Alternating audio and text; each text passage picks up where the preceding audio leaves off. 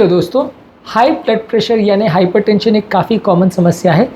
पहले के कंपैरिजन में ये आजकल काफ़ी अर्ली एज में देखा जाने लगा है। पहले ज़्यादातर माना जाता था कि हाई ब्लड प्रेशर उम्र दराज लोगों की यानी 40-50 से ज़्यादा एज वाले लोगों की बीमारियाँ हैं, लेकिन आजकल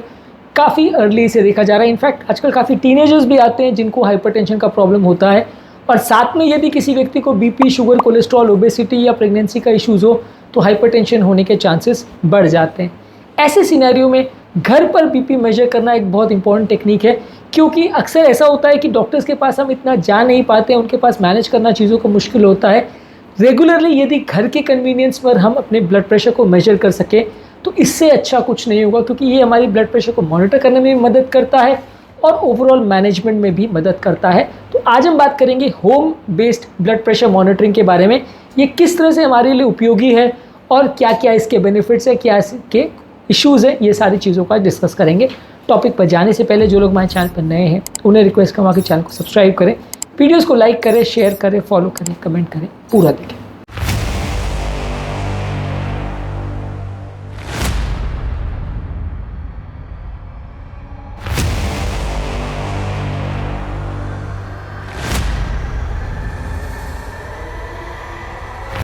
सबसे पहले तो ये समझना ज़रूरी है कि घर पर ब्लड प्रेशर यदि हम मेजर करते हैं तो ये ब्लड प्रेशर को अर्ली डिटेक्ट करने में मदद करता है। होता अक्सर ये है कि लोग डॉक्टर के पास जाते नहीं है, जाना अवॉइड करते हैं, उनको ये फिजूल खर्ची लगती है, इसलिए अक्सर लोग कई कई सालों तक डॉक्टर के पास नहीं जाते हैं, जिस वजह से अर्ली ब्लड प्रेशर के साइंस डिटेक्ट होना मिस हो जाता है। अक्सर लोग 30-40 साल 45 साल की आयु के बाद पहली बार कभी डॉक्टर के पास जाते हैं, तो अगर उनको बहुत साल पहले से कभी ब्लड प्रेशर चालू हो गया था तो इसके साइंस मिस हो जाते हैं, खासकर इसलिए क्योंकि ब्लड प्रेशर एक साइलेंट बीमारी है जिसके कोई सिम्टम्स नहीं होते। कुछ लोगों के मन में ये अवधारणा आती है कि ब्लड प्रेशर के बहुत सिम्टम्स होते हैं, उनको पहले से पता चल जाता है कि ब्लड प्रेशर कब बढ़ रहा है, कब घट रहा है। ये कम्प्लीटली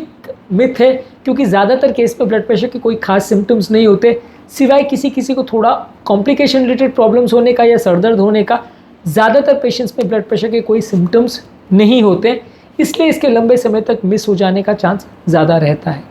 इसके अलावा एक फिनोमिना होता है जिसे वाइट कोट हाइपरटेंसिव इफेक्ट बोलते हैं, जो बेसिकली घर पर ब्लड प्रेशर मेजर करने से काफ़ी हद तक बचाया जा सकता है। वाइट कोट इफेक्ट का मतलब ये है कि यदि कोई हॉस्पिटल में या क्लिनिक में जाके डॉक्टर के प्रेजेंस में ब्लड प्रेशर चेक करवाता है तो वहाँ पर जाने के बाद मेंटल स्ट्रेस की वजह से या दिमाग पर मानसिक तनाव होने की वजह से ब्लड प्रेशर शूट अप हो जाता है,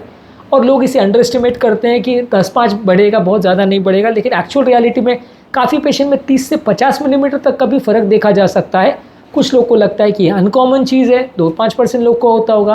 पर स्टडीज़ ने शो किया है कि एटलीस्ट 33% लोग को, यानी हर 3 में से एक व्यक्ति को ये कॉमन प्रॉब्लम रहती है कि क्लिनिक में जाने के बाद उनका बीपी बढ़ जाता है। किसी का 5-10 मिलीमीटर बढ़ता है, किसी का ज़्यादा बढ़ जाता है, और ऐसे केस में घर पर ब्लड प्रेशर चेक करना सबसे इंपॉर्टेंट तरीका है, जिसके माध्यम से आप जज कर सकते हो कि जो ब्लड प्रेशर आपने चेक किया है क्लिनिक में वो सही है या नहीं, और पेशेंट को वास्तव में दवा की ज़रूरत है या नहीं। यूजुअली घर पर यदि हम ब्लड प्रेशर डिवाइसेस से ब्लड प्रेशर अगर चेक करते हैं तो ब्लड प्रेशर का कंट्रोल भी करना काफ़ी इजी हो जाता है, क्योंकि यदि डॉक्टर ने आपको दवाई दी लेकिन आपको पता नहीं चल पा रहा है कि ब्लड प्रेशर वाली दवाई से इफेक्ट आ रहा है या नहीं आ रहा है, तो इसको जानने और समझने के लिए काफ़ी ज़्यादा ज़रूरी है कि आप घर पर रेगुलरली ब्लड प्रेशर को चेक करते रहें। यदि आप घर पर ब्लड प्रेशर चेक करते रहेंगे तो काफ़ी चांसेस हैं कि ब्लड प्रेशर की दवाइयों से इफेक्ट आ रहा है या नहीं आ रहा है, ये सारी डिफरेंसेस आप पकड़ पाएंगे और डॉक्टर को इन्फॉर्म कर पाएंगे, जिससे वो आपकी दवाइयों को चेंज कर पाएगा।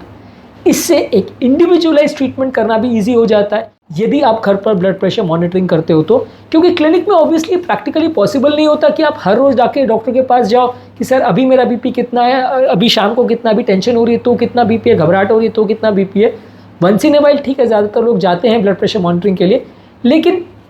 रेगुलर बेस पे अगर दिन में 2-4 बार अगर मॉनिटरिंग की आवश्यकता पड़ रही है तो वो तो ऑब्वियसली पॉसिबल नहीं है कि आप क्लिनिक पर जाके कराओ, तो ऑब्वियसली वैसे केस पे घर पर मॉनिटरिंग करने के अलावा कोई ऑप्शन ही नहीं बचता है।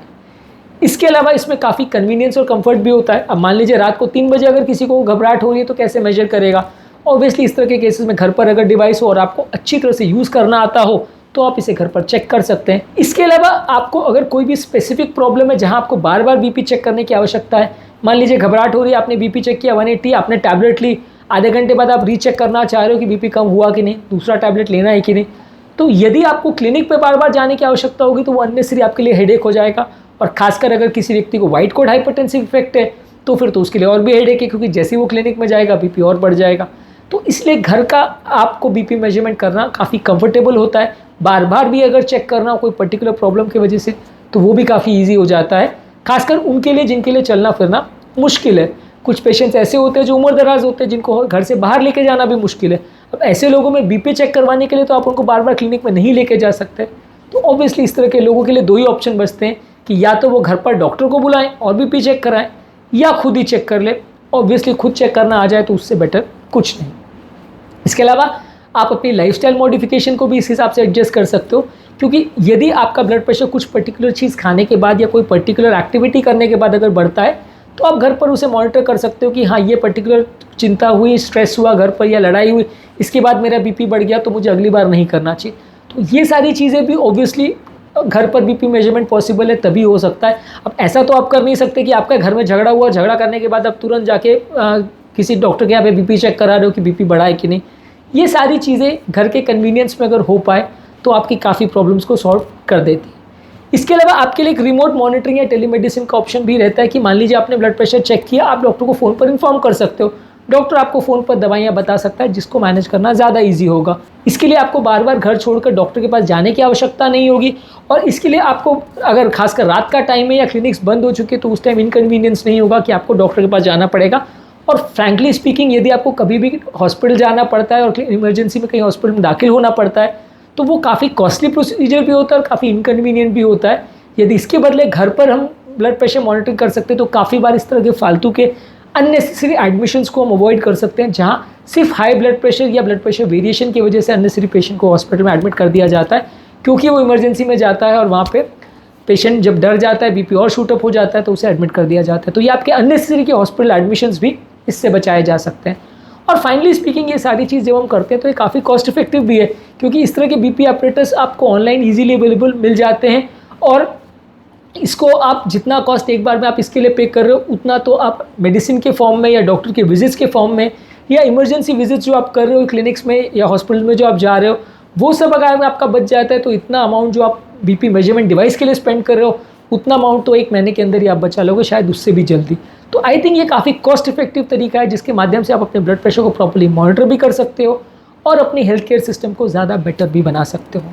तो आज के टॉपिक में हमने बात करी home based BP monitoring devices के बारे में। ये डिवाइसेस घर पर रखना और डिजिटल डिवाइसेस को मॉनिटर करना, यूज़ करना काफ़ी कन्वीनियंट है। ये सारे डिवाइसेस इतने ज़्यादा ईजी टू यूज़ होते हैं कि आप घर पर बिना स्टेथोस्कोप को यूज़ किए घर पर ईजिली मॉनिटर इनसे कर सकते हैं। ज़्यादातर इनकी रीडिंग्स एक्यूरेट भी रहती हैं, इसलिए बहुत ज़्यादा प्रॉब्लम्स भी नहीं आती और आप इनको एक चार्टिंग मेंटेन भी कर सकते हैं। कुछ डिवाइसेस में मेमोरी फंक्शन भी रहता है, तो आप उसको मेमोरी के हिसाब से स्टोर भी कर सकते हैं कि कितने लास्ट आपकी डिजिटल रीडिंग्स क्या क्या आई, और उसके हिसाब से डॉक्टर्स आपकी थेरेपी एडजस्ट कर सकते हैं। उम्मीद करूँगा कि आज के टॉपिक में कुछ नई बातें जानने को मिली होगी। टॉपिक एंड करने से पहले जो लोग हमारे चैनल पर नए हैं उन्हें रिक्वेस्ट करूँगा कि चैनल को सब्सक्राइब करें, वीडियोज़ को लाइक करें, शेयर करें, फॉलो करें, कमेंट करें, पूरा देखिए। Thank you.